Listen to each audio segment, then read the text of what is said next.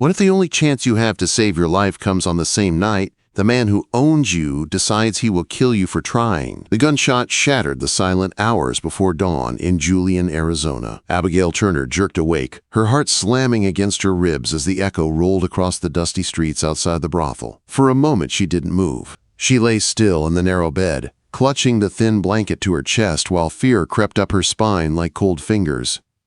Gunshots were common in town, but tonight felt different.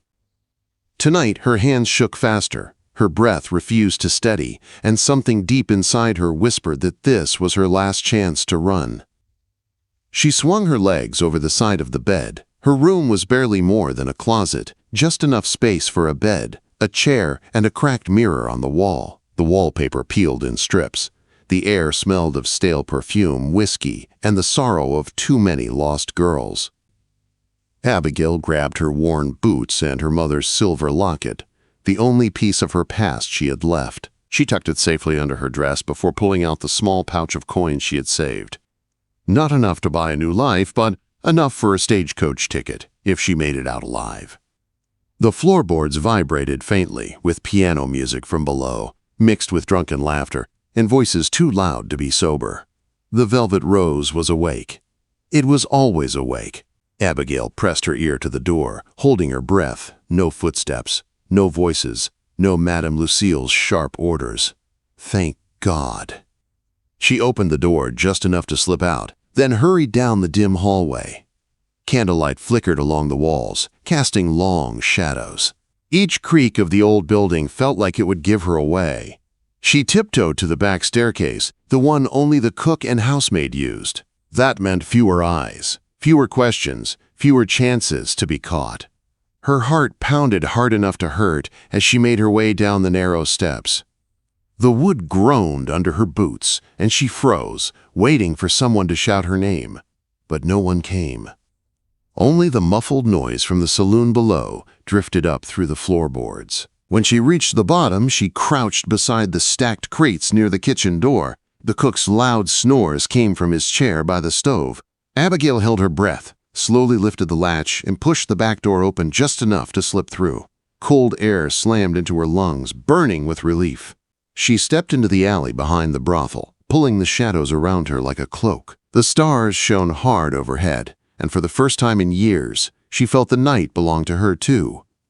She hurried across the quiet street, keeping close to the buildings. The stagecoach station was nearly a mile away. If she could hide until morning, she could be gone before Madame Lucille ever knew she was missing. Abigail had barely reached the end of the alley when a hand shot out of the darkness and clamped over her mouth. Another hand seized her arm and yanked her back. "Well, well," a voice rasped against her ear. "Look who thought she could fly." Terror ripped through her. Vernon Pike. She struggled, but his grip was iron. "You know the rules," he hissed. "Madam owns you. You try to leave. You pay in blood." Abigail fought harder, her muffled screams lost in the night. Vernon dragged her toward the Velvet Rose with slow, cruel satisfaction. She could already see tomorrow's bruises blooming on her arm. "You cost Madam money tonight," he snarled, "and she'll take it out of your hide." Desperation fueled her.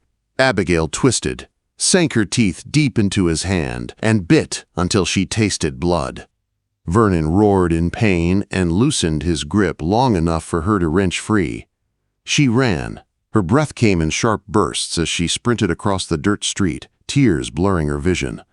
She clutched her small bundle, boots pounding the ground behind her. Vernon cursed her name, promising every terrible thing he could think of. She turned the corner near the livery stable just as the world slammed into something solid. Strong hands steadied her. Abigail looked up into the face of a tall stranger, shadowed by the brim of his hat. Broad shoulders, steady dark eyes, a calm she didn't understand. "Please," she gasped. "Please don't let him take me." Quote, "Easy," he said, loosening his hold. "Who's after you?" Before she could answer, Vernon's voice thundered from behind. "Thompson, grab her! That's one of Madame's girls." The cowboy's jaw tightened. He stepped in front of her, blocking her trembling body with his own. Vernon stalked toward them, red-faced and furious. "Move," he barked. "That girl's property." The cowboy rested his hand on his revolver. His voice stayed calm, almost gentle. "Ain't nobody property anymore, not in this country." "You don't know who you're messin' with," Vernon growled. "Step aside, Isaiah." "No," the cowboy said simply. The two men stared each other down under the pale moonlight. Abigail held her breath, trembling behind Isaiah's tall frame. Finally, Vernon spat at the ground. "You just made yourself a powerful enemy, Thompson. And you," his eyes slid to Abigail with hatred. "This ain't over, girl." He backed away, disappearing into the shadows. Only when the street was empty did Isaiah holster his gun and turn to her. "You're shaking," he murmured. His voice was softer now. "Careful. Here." He slipped off his long coat and wrapped it around her shoulders, pulling it close. The coat hung heavy and warm, smelling of leather and horses and safety. "He won't be back tonight," Isaiah said gently, "but he won't forget. You need somewhere safe." Abigail swallowed hard, the tears coming again. "I have nowhere." "You do now," he said. "I'll take you someplace they can't touch you." His steady gaze held hers, and for the first time in years, she felt something dangerous, something she never thought she would feel again. "Hope, come on," he said softly. "You're safe with me." And for the first time since she stepped foot in Arizona, she believed it. Abigail followed Isaiah through the quiet streets, wrapped in his long coat, clutching her small bundle to her chest. Every shadow made her flinch. Every distant sound made her heart race faster. Vernon's last words echoed in her mind like a curse. She knew he would come after her. He always did. No girl escaped the Velvet Rose without punishment. But Isaiah walked with calm purpose, staying close enough to shield her but never crowding her. His steady steps, his tall frame, his calm voice. Everything about him made her feel safer than she had in 3 long years. They reached a small boarding house on the far edge of Julian, a plain building with clean windows and a whitewashed fence. Isaiah knocked softly on the door. A stern-looking older woman opened it, gray hair tucked under her cap. "Isaiah Thompson," she said, eyebrows lifting. "What brings you here at this hour?" "I need a room," Isaiah said quietly, "for a lady who needs safety until morning." Her sharp eyes flicked to Abigail, taking in her trembling hands, the coat swallowing her, the fear she tried to hide. The woman's expression softened just a touch. "Come in, child," she said. Abigail stepped over the threshold, nearly collapsing from relief. The boarding house felt warm, with a small stove in the corner and a table neatly set for the next day's breakfast. It smelled of bread and soap. Nothing like the suffocating perfume and stale whiskey of the Velvet Rose. "Name's Mrs. Walsh," the woman said. "You're safe here." Isaiah spoke gently. "She needs a bed for the night. I'll pay whatever you ask." Mrs. Walsh waved him off. "Nonsense. A woman in danger doesn't pay. Get her settled." Abigail's voice trembled when she finally managed to speak. "Thank you. I don't know how to repay your kindness." Mrs. Walsh placed a gentle hand on her shoulder. "You're not the first to run from that place, and you won't be the last." Abigail's breath caught. "Others escaped?" "Some," Mrs. Walsh said softly, "but not many." Isaiah cleared his throat. "I'll take the chair in the hallway. She'll be safe here. I'll stay until morning." Mrs. Walsh nodded. "Good man." Abigail followed Mrs. Walsh up the stairs and into a small, clean room. A single bed with fresh linens waited for her. Abigail stared at it with disbelief. She hadn't slept in a clean bed without fear in years. "I'll fetch warm water," Mrs. Walsh said. "You change into something dry." When the door closed, Abigail sank to the edge of the bed. Her body shook with exhaustion she had held back for too long. She pressed a hand over her chest, feeling her mother's locket beneath her dress. Safe, she told herself, safe for tonight. A soft knock came. Abigail flinched before she recognized the gentle voice. "It's me," Isaiah said through the door. "Just checking if you're all right." She opened it a crack. He stood there, hat in his hands, his hair slightly mussed from the night wind. His eyes were steady, concerned, kind. "I'm fine," she whispered. "Thanks to you." Isaiah nodded, though his expression told her he didn't fully believe she was fine. "I'll be right outside if you need anything." "Why did you help me?" she asked, the question tumbling from her lips before she could stop it. "You don't know me." He met her gaze with surprising gentleness. "I don't need to know you to know what's right." Her throat tightened. She had not heard words like that in years. "Get some rest," he said softly. "Morning will come fast." She nodded, closing the door. For the first time since she left Boston, she felt something she didn't dare feel until now. Hope. Hours later, just before sunrise, Mrs. Walsh woke Abigail gently. "Time to go, dear. Isaiah says the stage company might be watched. You can't take the coach." Abigail's heart dropped. "Then, how will I leave?" "With me," Isaiah answered from the hall. "I'm heading north with a small herd today. Dangerous for one woman alone, but safer with me." Abigail hesitated. Men had promised her safety before. Men had lied, used her, hurt her. But Isaiah had not touched her once without permission, had stood between her and Vernon, had offered her warmth when she was shaking. Still, doubt whispered, "Why would you take me?" Isaiah's voice softened. "Because you deserve a life better than what that brothel gave you, and because a man doesn't turn away from someone who needs help." Mrs. Walsh nodded firmly. "He's a good man, child. You can trust him." Trust. The word made her chest ache, but Abigail swallowed, took a breath, and nodded. "I'll go." Mrs. Walsh hugged her tightly. "Make a new life, you hear? Leave Julian behind."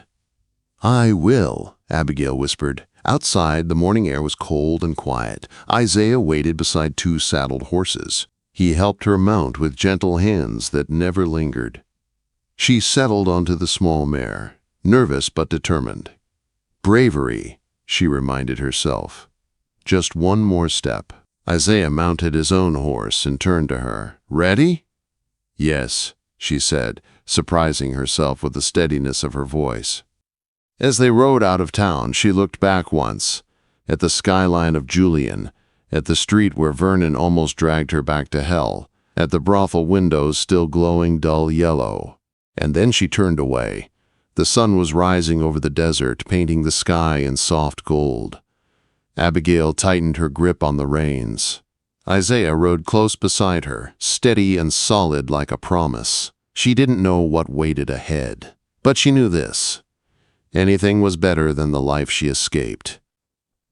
And maybe, just maybe, freedom was waiting for her somewhere on this trail. The trail stretched long and quiet as Abigail and Isaiah rode toward the open country beyond Julian. The early morning light made the desert glow, turning the brush and rocks into shades of gold.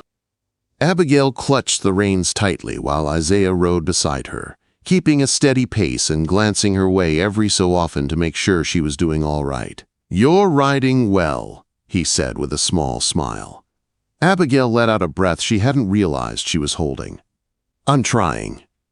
"You're doing more than trying," he replied. "You're holding steady." Hearing that settled something inside her. For years, her life had been defined by control, by punishment, by fear. To hear she was doing something right without judgment felt new, almost strange. They rode for nearly an hour before the sound of cattle came into earshot. Dust rose in small clouds ahead, where a group of riders moved with a slow herd. Isaiah pointed forward. "That's my crew, 4 men I trust with my life." Abigail nodded, heart pounding. Meeting strangers still frightened her. Trust did not come easily. When they reached the herd, Isaiah lifted a hand. "Morning, boys." Hank, the oldest of the crew with a gray beard and calm eyes, rode forward. "Boss." He greeted Isaiah before his gaze slid to Abigail. "This her?" "This is Miss Turner," Isaiah said. "She's coming with us until Prescott." Hank tipped his hat with quiet respect. "Ma'am." Behind him, the Rodriguez brothers nodded politely, and young Billy gave a shy wave. Abigail returned it carefully. Their politeness eased her nerves a little. "We'll ride slow today," Isaiah instructed the men. "Storm's brewing far west, but we'll stay ahead of it.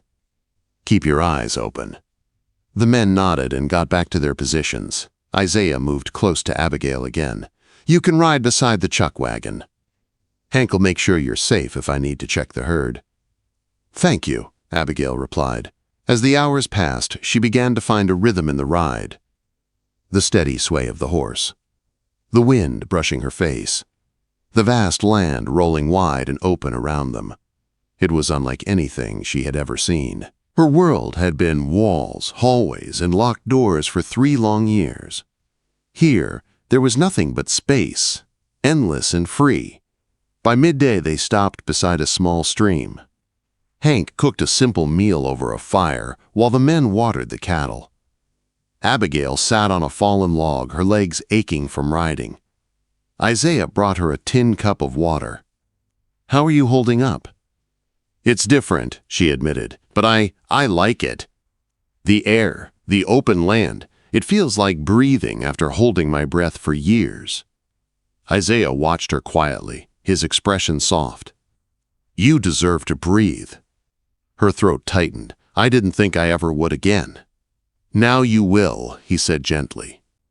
They rode again after the break, and Abigail noticed something new. She wasn't as afraid anymore.